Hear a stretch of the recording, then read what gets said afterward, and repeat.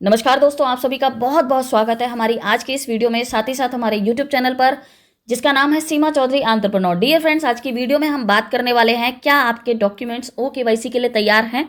जी हाँ, आपके डॉक्यूमेंट्स के ऊपर आज हम यहाँ चर्चा करने वाले हैं, बात करने वाले हैं। मोस्ट इंपॉर्टेंट आज का वीडियो है, स्किप बिल्कुल नहीं करना, शुरू से लेकर लास्ट तक देखना है, क्योंकि आज बहुत ही इंपॉर्टेंट जानकारी मैं इस वीडियो में देने वाली हूं, जो कि आई थिंक मुझे लगता है कि शायद अभी तक आपको नहीं पता है। हमें अपने डॉक्यूमेंट्स का किस तरीके से ध्यान रखना है, कि किस तरीके से उनको रेडी करके रखना है, ताकि जब भी ऑन पैसिव का KYC स्टार्ट हो, आप सभी को पता है कि कभी भी KYC प्रोसेस जो है वो स्टार्ट हो सकता है।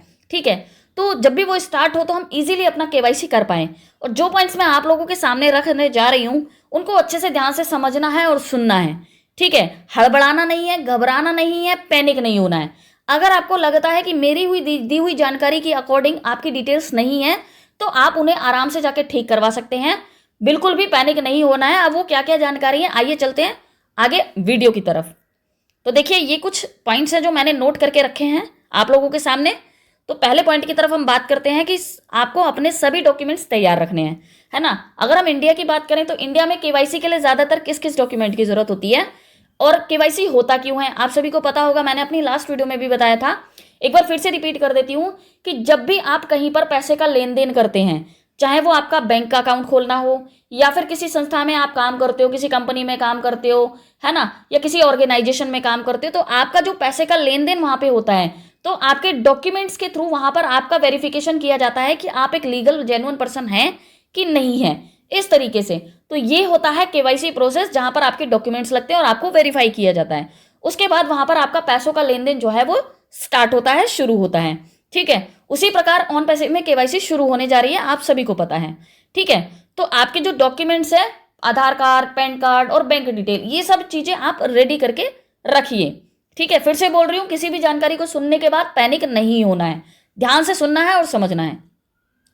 दूसरा, आपका जो नाम है वो सभी डॉक्यूमेंट पर एक जैसा होना चाहिए। लाइक मेरा नाम सीमा और मेरे नाम की स्पेलिंग SEEMA, तो मेरे जितने भी डॉक्यूमेंट्स हैं उन सभी के ऊपर SEEMA ऐसा करके सभी पे लिखी होनी चाहिए, सभी पे स्पेलिंग, चाहे वो आधार कार्ड है, चाहे वो पैन कार्ड है, या फिर हमारे इकोसिस्टम की प्रोफाइल है, सभी पर एक जैसा होना चाहिए। अगर नहीं है तो आप उनको ठीक कर लें। ठीक है, उसके बाद बात करते हैं यहाँ पर जन्मतिथि। आपकी जन्मतिथि सभी डॉक्यूमेंट पर एक जैसी होनी चाहिए। आपके जिस भी डॉक्यूमेंट पर जन्मतिथि, आपकी डेट ऑफ बर्थ डली हुई है, आप ये चेक कर लो सभी के ऊपर एक जैसी है कि नहीं। अगर नहीं है तो उसको ठीक कर लो। अगर डॉक्यूमेंट्स पर कोई भी चीज आप ठीक करवाना चाहते हैं तो आपके नजदीकी जो भी साइबर कैफे होगा वहां पे जाके आप उन चीजों को इजीली आराम से ठीक करवा सकते हैं। पैनिक नहीं होना है किसी भी चीज के लिए, राइट। आगे बढ़ते हैं कि आपका जो एड्रेस है वो सभी डॉक्यूमेंट पर एक जैसा होना चाहिए। चाहे वो आपका आधार कार्ड है, पैन कार्ड पर तो खैर एड्रेस नहीं होता, आपका आधार कार्ड है, आपकी बैंक डिटेल है, वहां पर एड्रेस होता है। तो एड्रेस देख लीजिए कि सही से है कि नहीं। ऐसा नहीं होना चाहिए कि आप किसी गांव में या किसी कॉलोनी में रहते हैं तो सिर्फ उसी का नाम है, ना तो आपके एड्रेस में आपके राज्य का नाम है, ना जिले का नाम है, ना आसपास की किसी फेमस सिटी का नाम है ना। अगर ऐसा नहीं है तो उसको ठीक करा लो। ठीक है, मतलब कहने का मतलब यह है कि आपका जो एड्रेस है उसमें खाली सिंगल एक ही नाम नहीं होना चाहिए। आप किसी गांव या कॉलोनी से हैं तो खाली उसी का नाम नहीं होना चाहिए, और भी डिटेल जो रिक्वायरमेंट होती है एड्रेस के लिए वो सभी चीजें आपके एड्रेस पर होनी चाहिए। जैसे कि आपका राज्य, आपका जिला, आपकी कोई near dear landmark, famous city, इस तरह से। ठीक है, तो आप सभी चीजें चेक कर लीजिए ठीक है कि नहीं। उसके बाद आपके बैंक अकाउंट की जो डिटेल्स है ना, बैंक अकाउंट में जानकारी आपके डॉक्यूमेंट के हिसाब से होनी चाहिए, चाहे वह आपका नाम हो, आपकी जन्मतिथि हो या फिर आपके घर का पता हो। वो अभी मैंने क्लियर कर दिया कि आपकी जो बैंक डिटेल्स है उसमें भी आप चेक कर लीजिए कि जो आपके डॉक्यूमेंट्स हैं उनकी अकॉर्डिंग आपकी बैंक डिटेल में पूरी जानकारी सही है। अगर कुछ गलत है तो उसको ठीक करवा लो आप बैंक जाकर, राइट। उसके बाद फोन नंबर आप कोई भी डाल सकते हो। यहां पर जो है फोन नंबर का भी काफी मतलब लोगों का सवाल आ रहा था कि जो फोन नंबर हम कौन सा डालें, क्या वो डालें जो हमारे बैंक में ऐड है। तो ऐसा बिल्कुल नहीं है, आप किसी भी फोन नंबर को यहाँ पे डाल सकते हो। बस ये होना चाहिए कि आपका जो फोन नंबर है वो एक्टिव होना चाहिए, आपके पास होना चाहिए। ऐसा कोई नंबर मत डाल देना कि जिसको कोई और यूज करता है और आप अपनी प्रोफाइल में यूज कर रहे हो उसको। ठीक है, या फिर ऐसा नहीं होना चाहिए कि पहले वो नंबर आपने डाल दिया था, अभी वो बंद हो गया तो अभी भी वही नंबर चल रहा है। अगर अभी वो नंबर बंद हो चुका है तो दूसरा नंबर डाल लो जो अभी आप चला रहे हो, जो एक्टिव है। कहाँ पे, इकोसिस्टम की प्रोफाइल में जाके आप वहां पे जाके इसको एडिट कर सकते हो। ठीक है, उसके बाद चलते हैं हम दूसरे पॉइंट की तरफ, दूसरे पैराग्राफ की तरफ। यहाँ पर भी कुछ पॉइंट्स है मेरे पास। जिसमें जो आपके डॉक्यूमेंट है वो एकदम साफ सुथरे दिखाई देने चाहिए। जैसे बहुत सारे लोगों के पुराने पुराने डॉक्यूमेंट्स हो जाते हैं तो ऊपर स्क्रैचेस आ जाते हैं, धुंधले दिखाई देने लगते हैं। अगर इस तरह के आपके डॉक्यूमेंट हैं तो आप साइबर कैफे जाइए, अपने नजदीकी साइबर कैफे, और इनको दोबारा अपडेट करके मंगवा लीजिए, तो उसमें बिल्कुल क्लियर आ जाएंगे। ठीक है। उसके बाद है कि उनके ऊपर जो फोटो होता है, आपको पता है कि हमारे पैन कार्ड के ऊपर भी फोटो होता है, हमारे ये जो हमारा जो आधार कार्ड है उसके ऊपर भी फोटो होता है, या फिर हमारी बैंक डिटेल है उस पर भी फोटो होता है ना। तो अगर ऐसी फोटो है कि जो बहुत पहले हमने लगाई थी, क्योंकि डॉक्यूमेंट रोज रोज तो बनते नहीं है, मान लो पहले की फोटो लगी हुई है, अभी पहले हम किसी और कुछ और चेहरा हमारा दिखता था, अभी कुछ और दिख रहा है, तो आप फोटो भी अपडेट करा लो। ठीक है, ये भी आपका साइबर कैफे से जाके हो जाएगा। ठीक है। उसके बाद है अगला पॉइंट, अपने आधार कार्ड को अपने फोन नंबर से लिंक करवाएं जो फोन नंबर आपके बैंक अकाउंट में ऐड है। इसका इकोसिस्टम की प्रोफाइल से कोई लेना देना नहीं है, ये सिर्फ आपकी जानकारी के लिए मैं बता रही हूं कि जो आपका आधार कार्ड है आप उसको अपने बैंक में जो आपके फोन नंबर ऐड है बैंक अकाउंट में, उस फोन नंबर को अपने आधार कार्ड से आप लिंक करवा लो। ये आगे चल के आपके लिए जरूरी होगा और आपके लिए फायदे का है। ठीक है, ये आपके लिए फायदे की बात है।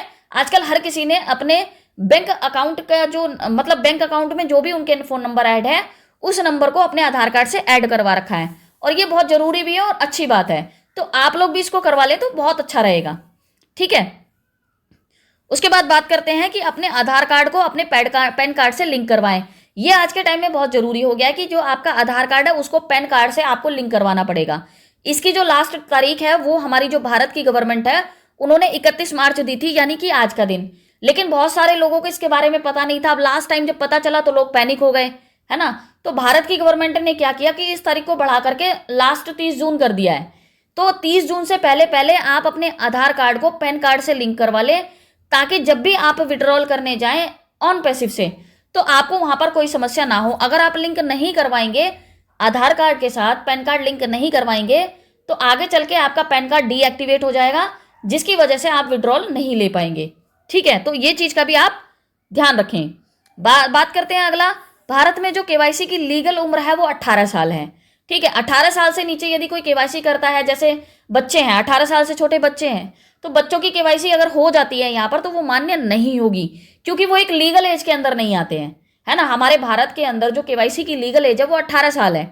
18 साल से छोटे जो है बच्चे माइनर हैं, और वो अगर कर भी लेंगे केवाईसी तो केवाईसी उनकी मान्य नहीं होगी। तो यहाँ पे क्या करना है, जिन बच्चों की आईडी लगी है तो उनको क्या करना है, तो जिन बच्चों की आईडी लगी है उनके जो पेरेंट्स हैं उनकी आईडी को अपने नाम पे ट्रांसफर कर लें, और अपने नाम पर ट्रांसफर करके फिर उनकी आईडी का केवाईसी इजीली हो जाएगा, कोई उसमें दिक्कत नहीं आएगी।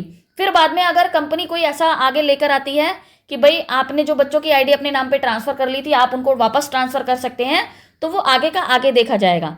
लेकिन फिलहाल जो बच्चों की आईडी है आप उन्हें एक काम कीजिए कि अभी फिलहाल के लिए आप अपने नाम पे ट्रांसफर कर लीजिए, और जब आपका केवाईसी हो जाएगा तो उनकी आईडी का भी, मतलब आपका केवाईसी हो गया तो उनका भी हो गया, क्योंकि आपने अपने नाम पे ट्रांसफर कर ली है। तो ये कुछ पॉइंट्स है फ्रेंड्स जो मैंने आप लोगों के सामने रखे। उम्मीद करती हूँ कि जो पॉइंट्स मैंने आप लोगों को बताए हैं या आप लोगों को समझ में आए होंगे। आपका नाम फिर से रिपीट कर रही हूँ, आपका नाम डॉक्यूमेंट के अकॉर्डिंग कीजिए, आपकी जो जन्म तिथि है डॉक्यूमेंट्स के अकॉर्डिंग कीजिए, आपका जो एड्रेस है डॉक्यूमेंट्स के अकॉर्डिंग होना चाहिए, सभी पर एक जैसा होना चाहिए, सब पर सेम एक जैसा। आपके जो आपके बैंक की जो डिटेल्स है वो आपके डॉक्यूमेंट के हिसाब से होनी चाहिए। आपका जो फोन नंबर है वो चालू नंबर होना चाहिए, एक्टिव नंबर होना चाहिए, बंद वाला नहीं होना चाहिए। आपके डॉक्यूमेंट साफ सुथरे होने चाहिए।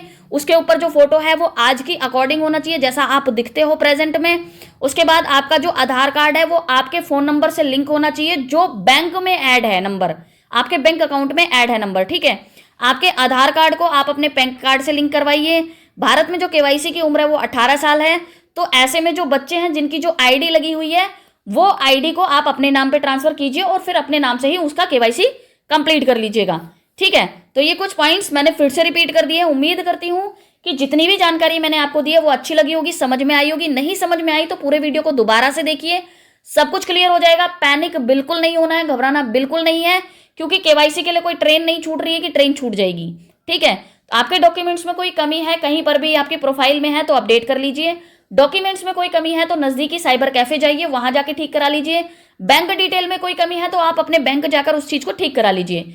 सभी चीज का समाधान है, लेकिन धैर्य से, शांति से अगर समझेंगे सभी चीजों को तो सब चीज का समाधान हो जाएगा, आराम से हो जाएगा और जल्दी हो जाएगा।